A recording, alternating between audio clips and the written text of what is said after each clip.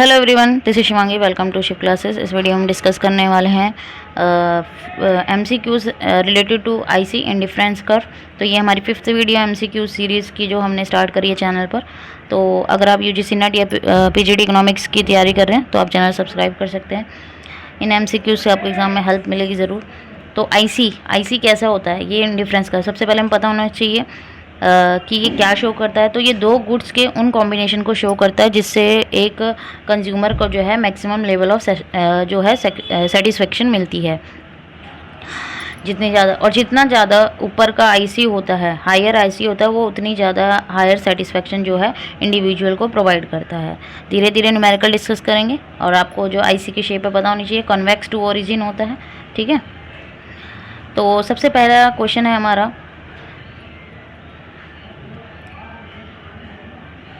यही है। सबसे पहला क्वेश्चन है, which of the following is not a property of IC? Downward sloping, convex to origin, show different combination of two goods yielding the same level of utility, they intersect.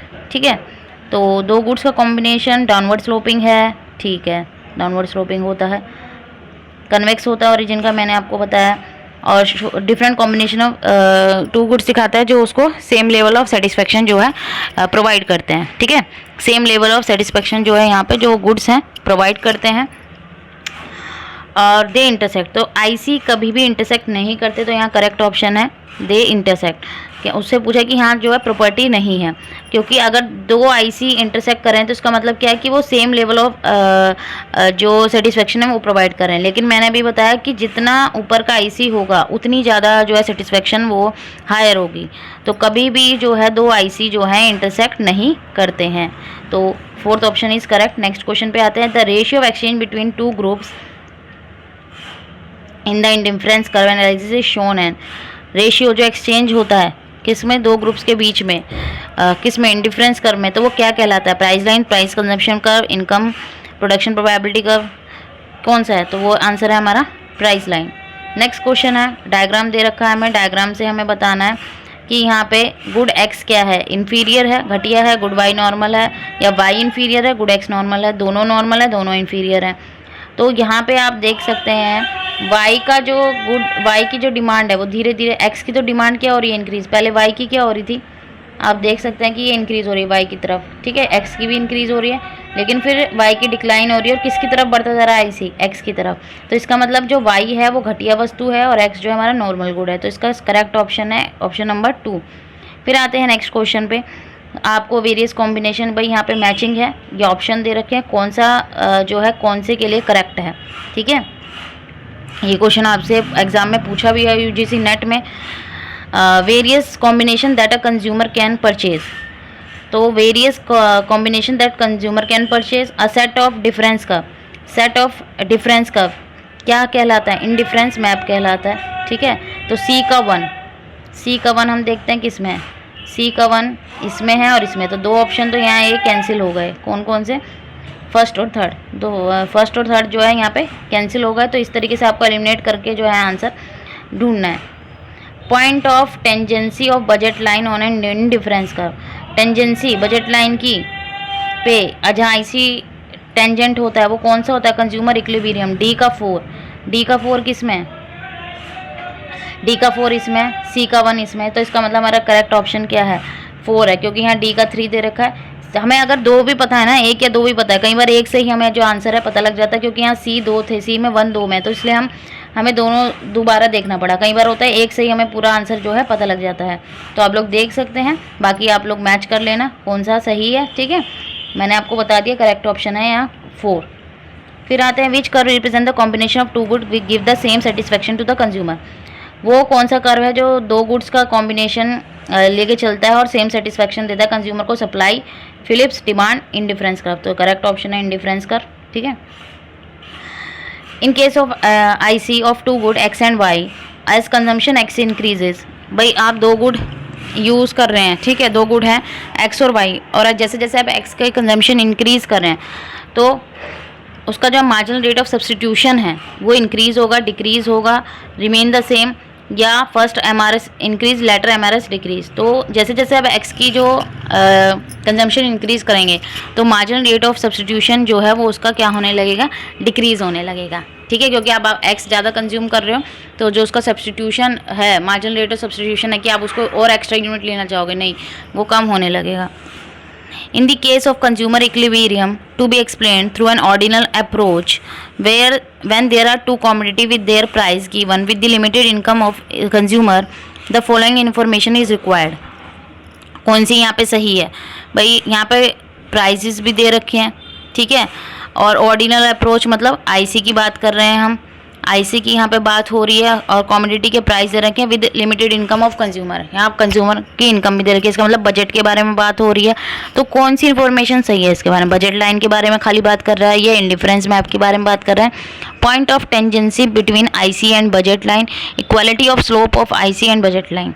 तो ये यहाँ पे consumer equilibrium की बात करें तो consumer equilibrium वहाँ होता है जहाँ पे बजट लाइन पे जो आईसी है टेंजेंट होता है, आईसी जो है टेंजेंट होता है। तो करेक्ट ऑप्शन है हमारा नंबर सी, ठीक है। तो यहाँ पे सॉरी सीक्वेंस बनानी थी, ठीक है, यहाँ पे सीक्वेंस बनानी थी, तो सीक्वेंस के अकॉर्डिंग यहाँ पे चलेंगे, ठीक है, सीक्वेंस के अकॉर्डिंग चलेंगे। तो यहाँ किसकी बात हो रही है, तो सबसे पहले क्या आएगा, आईसी आएगा, ठीक है, सबसे पहले कौन आएगा, आईसी आएगा, आईसी के बाद प्राइस लाइन आएगी, फिर point of tangency between IC, और फिर इनके जो स्लोप है वो क्या हो जाएंगे, इक्वल हो जाएंगे। तो हमारा करेक्ट ऑप्शन है ऑप्शन नंबर 2, ऑप्शन नंबर यहाँ पे क्या है 2 जो है हमारा करेक्ट ऑप्शन है, ठीक है।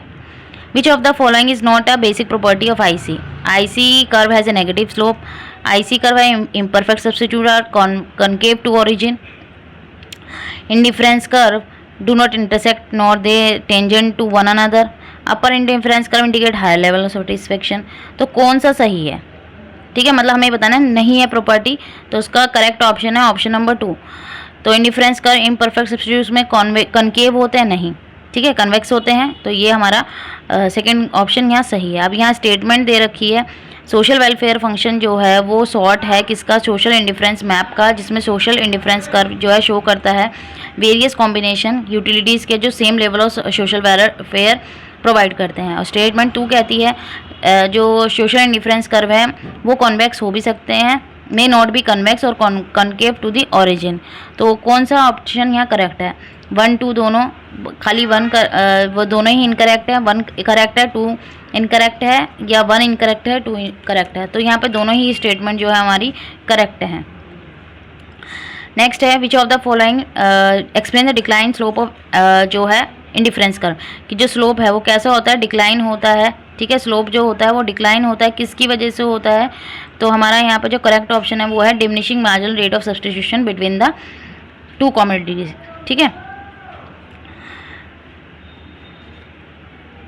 तो यहाँ पे भी हमें 2 ऑप्शन बताने हैं, ठीक है, सॉरी, तो यहाँ पे हमारे कौन से ऑप्शन सही होंगे, तो हमारे पास यहाँ 5 ऑप्शन है। तो डिमिनिशिंग मार्जिनल यूटिलिटी या diminishing marginal rate of substitution ये तो है यहाँ पे, ठीक है, स्लोप होता है जो, और diminishing marginal rate of technical ये तो आएगा ही नहीं यहाँ, पीपीसी का होता है ये। Ordinal measurement of utility, diminishing money की तो बात ही नहीं हो रही, तो ऑर्डिनल मेजरमेंट ऑफ यूटिलिटी, क्योंकि आईसी क्या दिखाता है, ऑर्डर को दिखाता है कि आप प्रेफरेंस किसको, किस गुड को आप ज़्यादा प्रेफरेंस दे रहे हैं, ठीक है, और सबकी प्रेफरेंस इंडिविजुअल की क्या होती है, अलग अलग होती है। तो बी और डी यहाँ पे करेक्ट है, तो ऑप्शन नंबर 2 हमारा जो है वो करेक्ट है।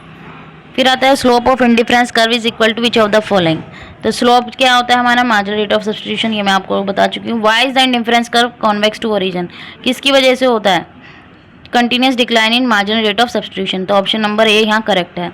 Hicks and Allen believe that utility, Hicks and Allen ने वो क्या कहते हैं, जो यूटिलिटी है हम उसको मेज़र कर सकते हैं ऑर्डिनल नंबर्स में, ऑर्डर में, कि जो यूटिलिटी है सबके अकॉर्डिंग, भाई सब इंडिविजुअल के अकॉर्डिंग हर गुड की जो प्रेफरेंस होती है वो अलग होती है। अगर आपको एप्पल पसंद है तो दूसरे को ऑरेंज पसंद होगा, तो वो अपने हिसाब से ऑर्डर में लगाएंगे। नेक्स्ट क्वेश्चन है, as we move down the indifference curve from left to right the slope of the IC tend to which of the following. अगर इंडिफरेंस कर्व क्या हो रहा है, लेफ्ट टू राइट जो है मूव हो रहा है, डाउन हो रहा है, मूव डाउन होता है, हमें पता है इस तरीके से होता है हमारा, ठीक है, लेफ्ट टू राइट होता है। जो स्लोप है इंडिफरेंस कर्व का वो कैसा होगा, यूनिटी, जीरो, डिक्लाइन, तो डिक्लाइन होगा, नेक्स्ट क्वेश्चन है हमारा, in the difference map higher IC indicate which of the following. Higher IC है वो क्या इंडिकेट कर रहा है? Higher IC higher level of satisfaction indicate कर रहा है। नेक्स्ट, तो ये हमारा लास्ट क्वेश्चन था, ठीक है। आई होप आपको ये सीरीज़ अच्छी लग रही होगी। अगर वीडियो अच्छी लगी हो तो like it, share and subscribe my channel. Thank you.